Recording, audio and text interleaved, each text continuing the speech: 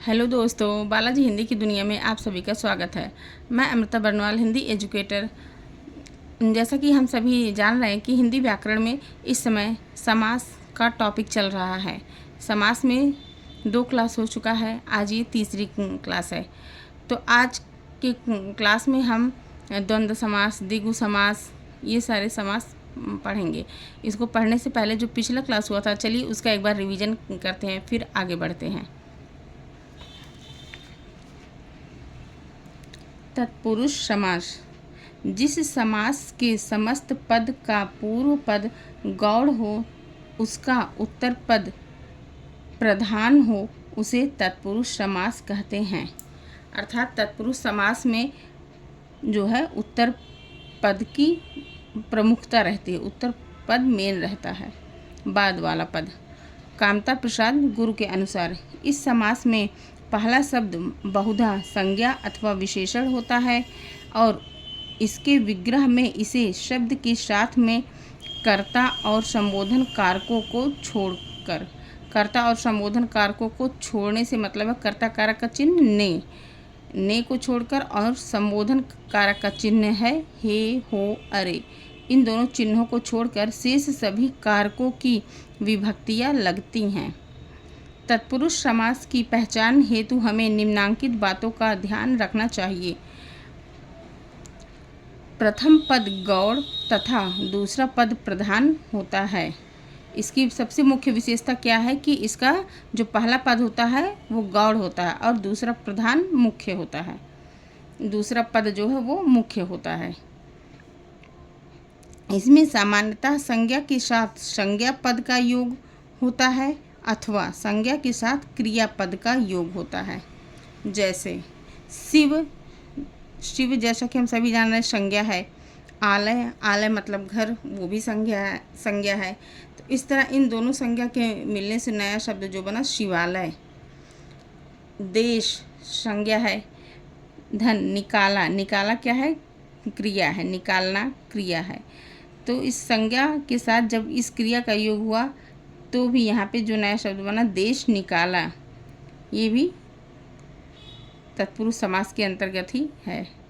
तत्पुरुष समास में किसी कारक की विभक्ति रहती है परंतु समस्त पद में उसका लोप हो जाता है। जैसे तुलसी कृत, तुलसी द्वारा कृत, यहाँ जो विभक्ति है इसका जब ये समस्त पद हुआ तो विभक्ति द्वारा जो है उसका लोप हो गया। तत्पुरुष समास के मुख्य 2 भेद हैं, व्याधिकरण तत्पुरुष और समानाधिकरण तत्पुरुष।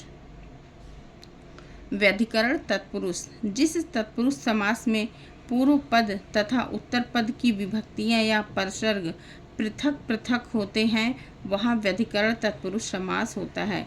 अर्थात जहाँ पूर्व पद है उसकी अलग विभक्ति लगी हो तथा उत्तर पद में अलग विभक्तियाँ हो, दोनों में अलग अलग विभक्तियाँ हो, वहाँ व्याधिकरण तत्पुरुष होगा।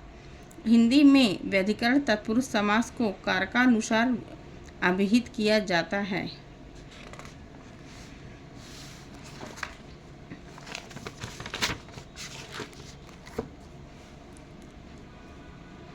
कर्म तत्पुरुष, कर्ण तत्पुरुष, संप्रदान तत्पुरुष, अपादान तत्पुरुष, संबंध तत्पुरुष और अधिकरण तत्पुरुष। समस्त पद विग्रह। अधिकार प्राप्त, अधिकार को प्राप्त, यहाँ पे को कर्म कारक का चिन्ह है इसलिए यहाँ पे कर्म तत्पुरुष होगा।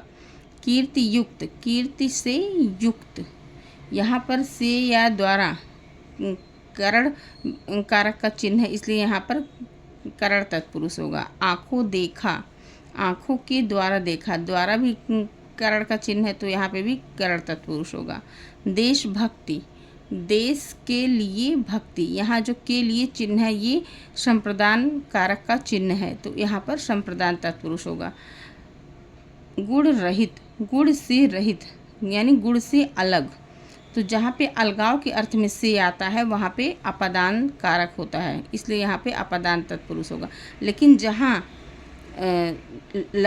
लगने के अर्थ में या साथ के अर्थ में से का प्रयोग हो वहाँ पे करण तत्पुरुष हमेशा होता है। इस बात का आप जरूर से ध्यान रखिएगा। दुख सागर, दुख का सागर, काकी के, नानी रे, नानी ने, रा रे रे, ये जो चिन्ह है इसको हम जानते हैं कि ये संबंध कारक का चिन्ह है, इसलिए यहाँ पे संबंध तत्पुरुष होगा। पेट दर्द, पेट में दर्द, में, पै, पर, ये जो है तीनों जो है ये अधिकरण कारक का चिन्ह है और इसलिए यहाँ पर अधिकरण तत्पुरुष होगा। अश्वारूढ़, अश्व पर आरूढ़ यानी घोड़े पर सवार। में पै पर, अभी हमने ऊपर पढ़ा था कि में पै पर ये अधिकरण कारक का चिन्ह है, इसलिए यहाँ पर भी अधिकरण तत्पुरुष होगा। व्यधिकरण तत्पुरुष के अन्य भेद। नंबर 1 है नई तत्पुरुष समास। जिस समस्त पद का पहला पद नकारात्मक हो नए तत्पुरुष समास कहलाता है।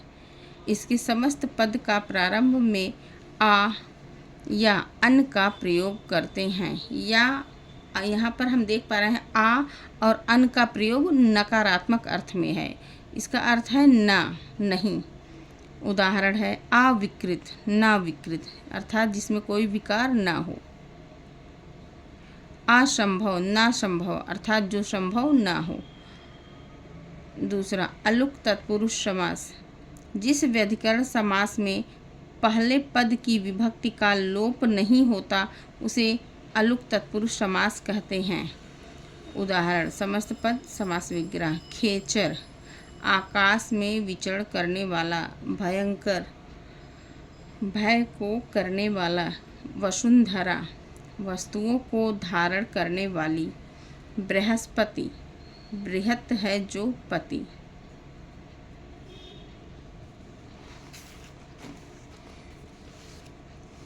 चलिए अब आगे हम ये आज का जो तीसरा क्लास है इसको शुरू करते हैं और शुरू में ही हम कर्मधारय समास पढ़ेंगे। कर्मधारय समास को समानाधिकरण तत्पुरुष भी कहते हैं, इसको आप ध्यान रखिएगा। पंडित कामता प्रसाद गुरु के अनुसार जिस तत्पुरुष समास के विग्रह में दोनों पदों के साथ एक ही कर्ता कारक की, यानी दोनों पदों के साथ कर्ता कारक की ही विभक्ति आती है उसे समानाधिकरण तत्पुरुष या कर्मधारय तत्पुरुष कहते हैं। अर्थात कर्मधारय तत्पुरुष की सबसे बड़ी विशेषता क्या है कि उसमें कर्ता कारक की ही विभक्तियाँ लगेंगी। जिस समस्त पद का उत्तर पद प्रधान हो तथा पूर्व पद एवं उत्तर पद में विशेषण विशेष अथवा उपमान उपमेय का संबंध हो। किसका किसका संबंध हो? विशेषण और विशेष्य या तो फिर उपमान और उपमेय का, उसे कर्मधारय समास कहते हैं। उदाहरण समास, समास विग्रह। अंधविश्वास, अंध है जो विश्वास। यहाँ देख पा रहे हैं हम कि विशेषण है, पूर्व पद में क्या है? विशेषण है और दूसरा पद विशेष्य है। इसकी विशेषता बता रहा है कि विश्वास कैसा है? अंध है, अंधा विश्वास है। छुट भैया, छोटा है जो भैया। यहाँ भी विशेषण पूर्व पद है, अर्थात ये पूर्व पद में पहले इसके जो है वो विशेषण है। छुट, छुट या बड़ा या मझला, ये सब क्या है? विशेषण शब्द है। और भैया, भैया यहाँ पे क्या हो जाएगा? विशेष्य। यहाँ पे विशेष्य और विशेषण का संबंध बन रहा है, जैसा कि ऊपर हमने इसके परिभाषा में पढ़ा भी था कि विशेष्य और विशेषण का संबंध बने या तो उपमान और उपमेय का संबंध बने। नराधम, अधम है जो नरों में। यहाँ पर विशेषणोत्तर पद, यहाँ उत्तर पद यानी बाद वाले पद में विशेषण है। यहाँ देख पा रहे हैं कि अधम, अधम का अर्थ है नीच या गिरा हुआ, ये विशेषण है और ये कहाँ कब आया है? बाद में आया है, इसलिए यहाँ पर उत्तर पद में ये विशेषण है, जबकि ऊपर वाले में यही विशेषण पहले आया है, इसलिए पूर्व पद में विशेषण हुआ है। ऊंच नीच, ऊंचा है जो नीचा है।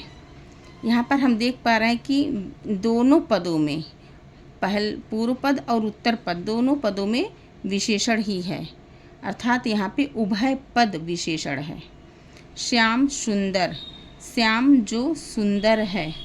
विशेष पूर्व पद, यहाँ पर भी देख पा रहे हैं कि विशेषण उत्तर पद में है और पूर्व पद इसके यहाँ पर विशेष्य है।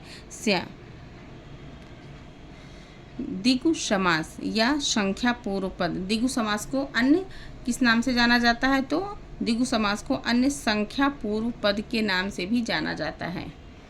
पंडित कामता प्रसाद गुरु के अनुसार जिस कर्मधारय समास में पहला पद संख्यावाचक होता है और जिससे समुदाय का बोध होता है उसे संख्या पूर्व पद कर्मधारय समास कहते हैं। इसी समास को संस्कृत व्याकरण में द्विगु समास कहते हैं। द्विगु समास कहाँ कहा जाता है? तो संस्कृत व्याकरण में कहा जाता है, लेकिन आजकल तो हिंदी में भी हम सभी इसको द्विगु समास के नाम से ही ज़्यादातर जानते हैं, है ना। द्विगु समास में पहला पद संख्यावाची तथा उत्तर पद प्रधान होता है। इसकी सबसे बड़ी विशेषता और पहचान क्या है कि इसमें पहला पद क्या होगा? संख्यावाची होगा और दूसरा पद जो है वो मुख्य होगा। जैसे उदाहरण के माध्यम से आइए समझते हैं। समास और समास विग्रह। इकलौता, इक मतलब एक, एक ही है जो, ऐसा पुत्र या पुत्री या कोई भी वस्तु इकलौता जो हो, जो एक ही हो, उसी को इकलौता बोलते हैं। चतुर्युग, 4 युगों का समूह। यहाँ पे हम देख पा रहे हैं कि इस सब में इक, यहाँ एक जो है वो संख्यावाची है, यहाँ चतुर, चतु इसको पढ़ेंगे तो यहाँ पे चतु का अर्थ भी 4 है, तो ये भी संख्यावाची ही है। इसी तरह है तिराहा, ती जो है यहाँ 3 संख्या का बोध इससे हो रहा है, ये भी संख्यावाची है। तिराहा का अर्थ है 3 राहों का समूह। पंचांग, पंच, पंच मतलब 5, ये भी देख रहे हैं हम संख्यावाची है। इसका विग्रह होगा 5 अंगों का समूह। तो इस प्रकार द्विगु समास का सबसे अच्छा पहचानने का तरीका है कि इसका जो पूर्व पद होता है वो संख्यावाची होता है, अर्थात इसमें शुरू में ही संख्यावाचक शब्द जुड़े रहते हैं।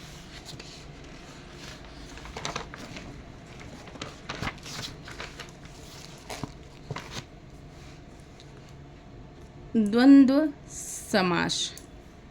द्वंद्व समास में समस्त पद के दोनों पद प्रधान होते हैं, अर्थात इसमें कोई जो है एक नहीं प्रधान होता है या एक गौड़ नहीं होता, बल्कि दोनों पद इसमें क्या होते हैं? प्रधान होते हैं, मुख्य होते हैं।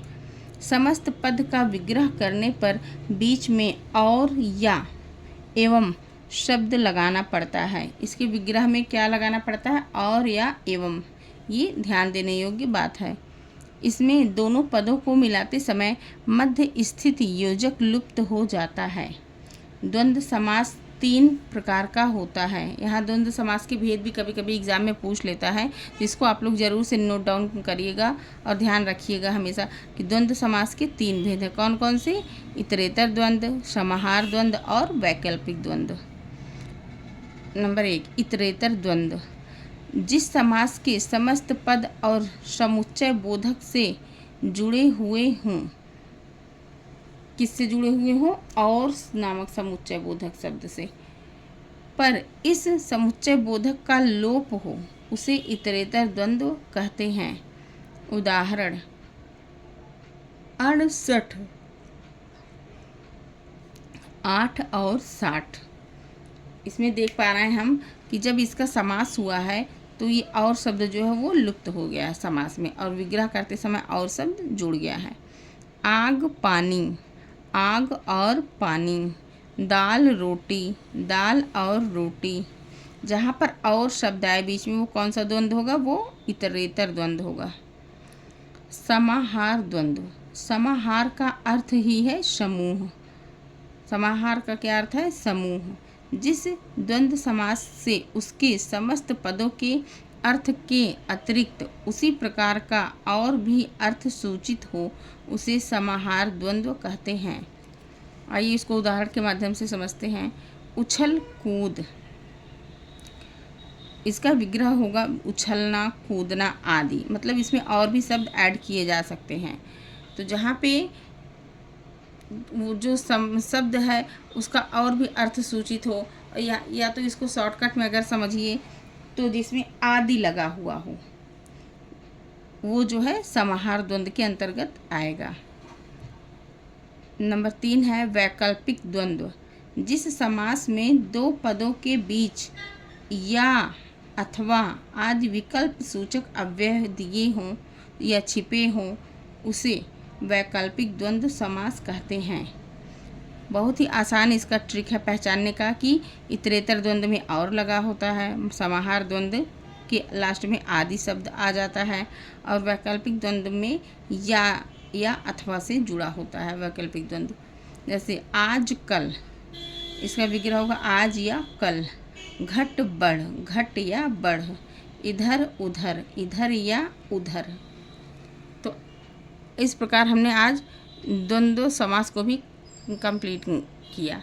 मिलते हैं नेक्स्ट क्लास में। आप लोग हमको ज़रूर से बताइएगा दोस्तों कि मेरा ये वीडियो आप लोगों को कैसा लग रहा है, आप लोग इससे कितने लाभान्वित हो रहे हैं, कितना आपको समझ में आ रहा है।